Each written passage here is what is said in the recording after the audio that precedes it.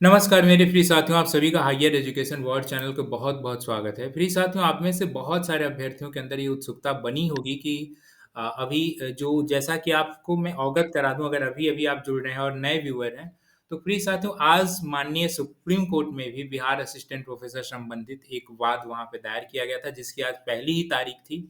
तो माननीय supreme court में उसका क्या अपडेट है, क्या चीज़ें निकल के आई हैं और आने वाले भविष्य में उसका क्या इम्पैक्ट पड़ेगा बिहार असिस्टेंट प्रोफेसर रिक्रूटमेंट पर। और संग ही संग दूसरी बात अगर हम कहें माननीय न्यायालय पटना हाई कोर्ट की अगर बात करें तो यहाँ पर भी 23 अगस्त को डेट है। तो 23 अगस्त को क्या कोई इंटरिम रिलीफ मिल सकता है या फिर कोई किसी तरह की क्या चीज़ें निकल के यहाँ पे आ सकती हैं। तो इन्हीं सब मुद्दों पर बात करने के लिए एक बार पुनः प्रिय साथी आदित्य आनंद जी जुड़ चुके हैं जिनसे आपने कल आप सभी कल भी रूबरू हुए थे। जो कि क्लैट के टॉपर रह चुके हैं, देश के मानद संस्थाओं से पढ़े लिखे एक लॉयर हैं। तो चलिए हम उन तक चलते हैं और देखते हैं क्या लेटेस्ट घटनाक्रम है, चाहे वो माननीय सुप्रीम कोर्ट संबंधित हो या माननीय पटना हाई कोर्ट संबंधित हो। आदित्य आनंद जी, आपका हायर एजुकेशन वर्ल्ड चैनल को एक बार पुनः से स्वागत है। बहुत-बहुत धन्यवाद। धन्यवाद राज। जैसा दोस्तों हमने कल देखा था कि मामला अब सुप्रीम कोर्ट में गया था और आज ही मैटर की जो थी वो लिस्टिंग थी जस्टिस जेके महेश्वरी सर के बेंच पे। तो अभी हमारे पास जो लेटेस्ट अपडेट ये आ रहा है कि जो केस थी Rajesh Kumar Chaudhary versus state of Bihar, यहाँ पे मैं थोड़ा सा एडिशनल इंफॉर्मेशन दे दूं कि राजेश कुमार चौधरी अमोद प्रबोधी जी के जो लिस्ट ऑफ पिटिशनर में से एक पिटिशनर थे। उन्होंने माननीय सुप्रीम कोर्ट में जो है एक केस दायर किया था, एक एसएलपी फाइल किया था। अब उनका क्या रिलीफ के लिए वो गए थे ये तो खैर अभी स्पष्ट नहीं हो पा रहा है, लेकिन अभी अभी ये हमें पता चला है कि आप देख सकते हैं जैसे सुप्रीम कोर्ट का ये वेबसाइट खुला हुआ है कि केस डिस्पोज हो चुका है एंड डिसमिस्ड एज विड्रॉन, मतलब जो विड्रॉ करा दिया गया। तो हमने कल भी इस चीज की जो चर्चा की थी कि एसएलपी अभी फाइल करना जब चीफ जस्टिस के कोर्ट में ऑलरेडी एलपीए जो है वो पेंडिंग है, उस पर डिसीजन नहीं आया हुआ है, तो उसका कोई बहुत ज्यादा तुक नहीं बनता है। मतलब इस केस में बहुत ज्यादा जान नहीं थी, लेकिन पहले हियरिंग में ही इसको विड्रॉ करा दिया गया है अब। तो जिस तरह से लोगों में बहुत ज्यादा अपसेट हो गए थे कि क्या आप सुप्रीम कोर्ट में भी लंबा जाएगा, तो बिल्कुल ऐसा नहीं होने वाला, मामला ऑलरेडी खत्म हो चुका है। और हो सकता है राजेश कुमार चौधरी जो होंगे वो जो होंगे एग्रीव्ड पार्टी जो यहाँ पे हैं, वो बहुत परेशान हो चुके हैं पिछले 4 साल से। पिछले 4 साल से एडवर्टीजमेंट जो है चल रहा है, कुछ भी स्पष्ट रूप से नहीं पता चल पा रहा है कब इसका वैकेंसी पूरा होगा, तो प्रोसेस को फास्ट कराने के लिए गए होंगे इसी कारण से। खैर अभी तो अपडेट यही कि डिसमिस हो गया है। खैर ठीक आज से 2 साल पहले ऐसा ही मामला जो था सुप्रीम कोर्ट में देखने को मिला था, सेम एडवर्टीजमेंट को लेके। आप देख सकते हैं, अगर राज मेरी स्क्रीन विजिबल है आप लोग को लेके, तो आप बिल्कुल, बिल्कुल देखिए विजिबल है। Yes. Chandan Kumar Jha versus state of Bihar का केस है। इस केस में भी इन्होंने सेम रिलीफ मांगा था कि जो बिहार एडवर्टीजमेंट जो Bihar state university service commission के द्वारा जो regular appointment of assistant professor को लेके एडवर्टीजमेंट निकाला गया है, उसको क्वैश कर दिया जाए। क्वैश कर देने का मतलब होता है रद्द कर देना। क्यों रद्द करना? क्योंकि वो रोस्टर को फॉलो नहीं करता और 50% से ज्यादा उसमें रिजर्वेशन का प्रावधान दिया गया है। खैर इनको शायद जानकारी नहीं होगी कि बैकलॉग सीट्स भी उसमें थी। तो इनसे जो है कोर्ट ने पूछा था इनके वकील से कि आप डायरेक्टली सुप्रीम कोर्ट क्यों आ गए हैं। तो वकील ने देखिए यहाँ पे कहा था कि high court is not fast therefore the petition under article 32 is filed. आप लोग को जिनको लॉ में थोड़ी दिलचस्पी है, मैं ये बता दूं कि कॉन्स्टिट्यूशन का आर्टिकल 32 जो है वो सुप्रीम कोर्ट में रिट दायर करने का बात करता है, और आर्टिकल 226 जो होता है वो हाई कोर्ट में रिट दायर करने का बात करता है। तो यहाँ पे कोर्ट ने कहा कि अगर आप हाई कोर्ट में अभी तक फाइल ही नहीं किए हैं, तो आप खुद से कैसे अजम्पशन कर सकते हैं कि हाई कोर्ट में बहुत टाइम लगेगा और हाई कोर्ट फास्ट नहीं है। तो इस बेसिस पे इनके रिट पिटीशन को खारिज कर दिया गया था, डिसमिस कर दिया गया था, और कहा गया था कि आपको जो भी लॉ में दूसरा जो जगह रिलीफ लेने का है, जैसे हाई कोर्ट है, आप वहां जाइए और केस फाइल करिए। हम देखते हैं ऐसे बहुत सारे केसेस में कॉस्ट भी कभी कभी लगा दिया जाता है। तो as of now Supreme Court के तरफ से तो यही अपडेट है। और एक जो सवाल कई लोगों ने कमेंट के द्वारा भी पूछा है और व्हाट्सएप ग्रुप पे भी पूछ रहे थे कि क्या 23 अगस्त 2023 को जो अभी जितने सारे एलपीए हैं उसमें फाइनल जजमेंट आ जाएगा क्या? तो मैं हायर एजुकेशन वर्ल्ड चैनल के द्वारा ये बताना चाहूँगा कि अभी फ़िलहाल जजमेंट की उम्मीद ना करें, लेकिन हो सकता है, ये मेरा अनुमान है।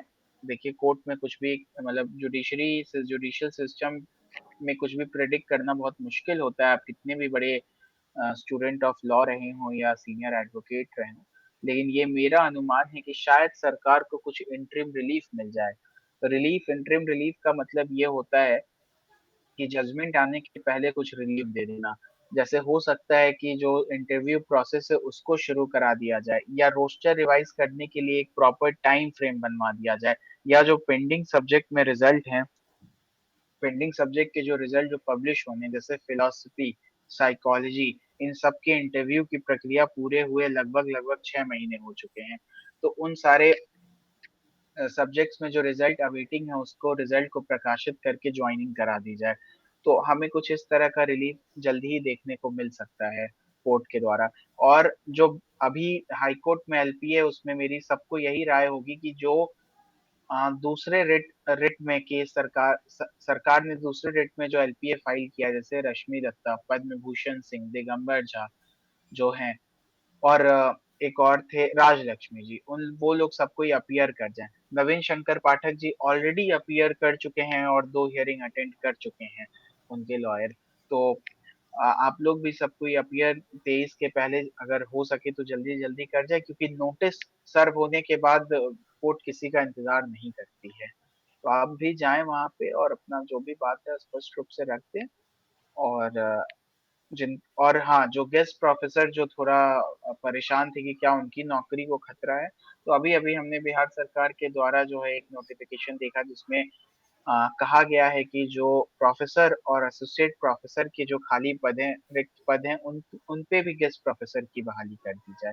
तो ये एक अच्छा कदम है, इससे यूनिवर्सिटी में पढ़ाई जो अभी रुक चुकी है पूरी तरह से टीचर्स की कमी के नाते, वो जो है वो सही मतलब सही सिस्टम से चलना शुरू हो जाएगा। तो एज़ ऑफ नाउ यही अपडेट है कि जो रेगुलर असिस्टेंट प्रोफेसर हैं उनकी भी नौकरी सुरक्षित है और जो आपके गेस्ट प्रोफेसर हैं उनकी भी नौकरी सुरक्षित है।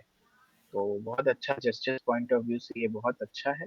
अब बाकी देखिए आगे क्या होता है। जी राज, आपका अगर कोई और फर्दर सवाल हो तो आप ज़रूर पूछें। जी आदित्य, आपने बहुत ही कम समय में आपने सभी पहलुओं को बहुत बखूबी रखा और मुझे उम्मीद है कि जितने भी हायर एजुकेशन बोर्ड चैनल के व्यूअर हैं, वो सभी पहलुओं से अवगत हुए होंगे। एक बार चलते-चलते मैं पुनः आपके माध्यम से रिमाइंड कराना चाहूँगा कि जैसा कि अभी मैंने देखा था कमेंट में कुछ अभ्यर्थियों का ये कमेंट था कि कोर्ट भी इसमें देर कर रही है या कोर्ट पे क्लेम कर रहे हैं।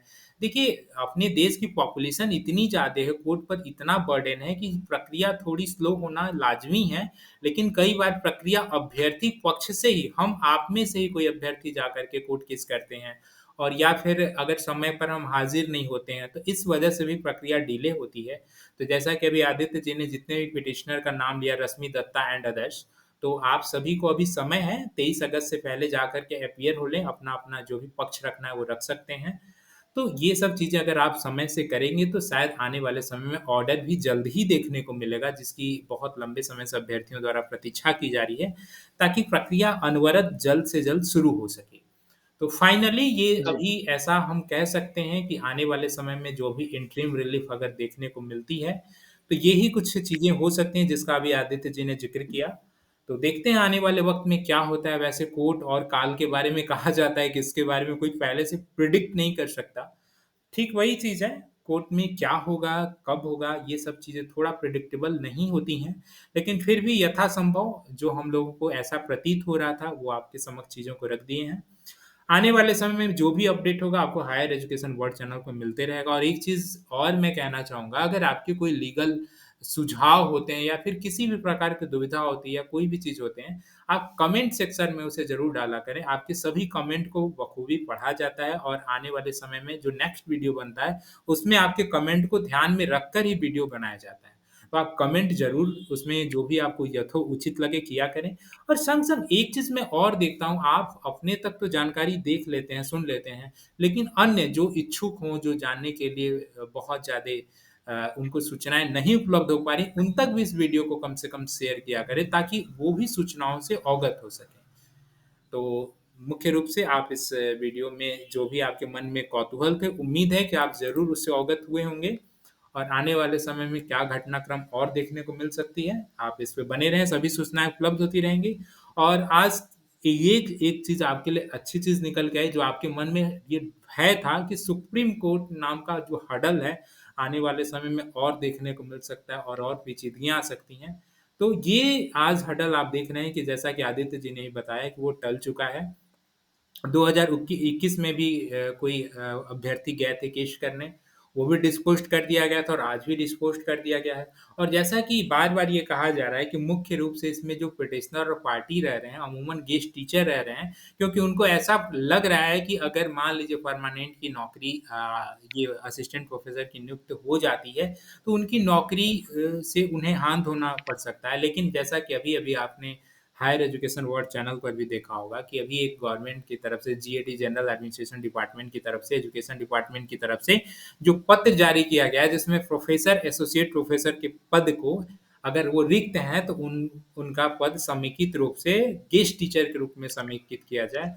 ऐसा देश में शायद ऐसा कहीं नहीं होता है जहाँ तक मेरी जानकारी है, प्रोफेसर और एसोसिएट प्रोफेसर के पद पर गेस्ट टीचर बहाल किए जाएँ। लेकिन चूँकि बिहार में बहुत ज़्यादा शिक्षकों की कमी है और शिक्षा व्यवस्था उतनी दुरुस्त नहीं है, बिहार के बारे में कहावत भी कही जाती है, high in enrolment but low in quality, नामांकन तो बहुत ज़्यादा होते हैं, क्वालिटी कम है।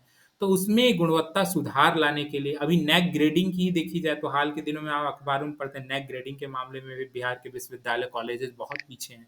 तो इन सब चीज़ों में सुधार करने के लिए गेस्ट टीचर भी आने वाले समय में लंबे समय तक उन्हें देखने को मिल सकते हैं, क्योंकि प्रोफ़ेसर और एसोसिएट प्रोफ़ेसर के पद के लिए जो डायरेक्ट रिक्रूटमेंट होंगे, उनका अभी परिनियम ही बनना बाकी है और परिनियम बनने में ही अभी आप देख रहे हैं असिस्टेंट प्रोफ़ेसर की तो नियुक्ति हो ही नहीं पा रही है डायरेक्ट। तो फिर एसोसिएट प्रोफ़ेसर, प्रोफ़ेसर की डायरेक्ट रिक्रूटमेंट होना बहुत मुश्किल है और इसलिए ऐसा कहा जा सकता है कि जो गेस्ट टीचर बचे रह जाएँगे परमानेंट असिस्टेंट प्रोफ़ेसर के चयन के बाद, उनकी सेवा काल अवधि लगभग 60 या 65 वर्ष तक देखने को मिल सकती है। ये एक कदम आप बढ़ चुके हैं जो आपकी हाइली डिमांड थी। तो आपके लिए इसके लिए बहुत-बहुत सा धन्यवाद और शुभकामनाएँ कि आप इस ओर बढ़ चुके हैं अतिथि शिक्षक। तो फाइनली इस चैनल पे बने रहें, अंत तक सभी पहलुओं को आपने समझा, इसके लिए बहुत-बहुत धन्यवाद। आदित्य आनंद जी, आपने भी इस वीडियो में सहयोग करके, आपने अपने मुख्य सुझाव देकर के, महत्वपूर्ण सूचनाएँ देकर के जो भी व्यूअर हैं, उन्हें आपने लाभान्वित किया, इसके लिए आपका भी बहुत-बहुत धन्यवाद। Thank you so much. Thank you, thank you.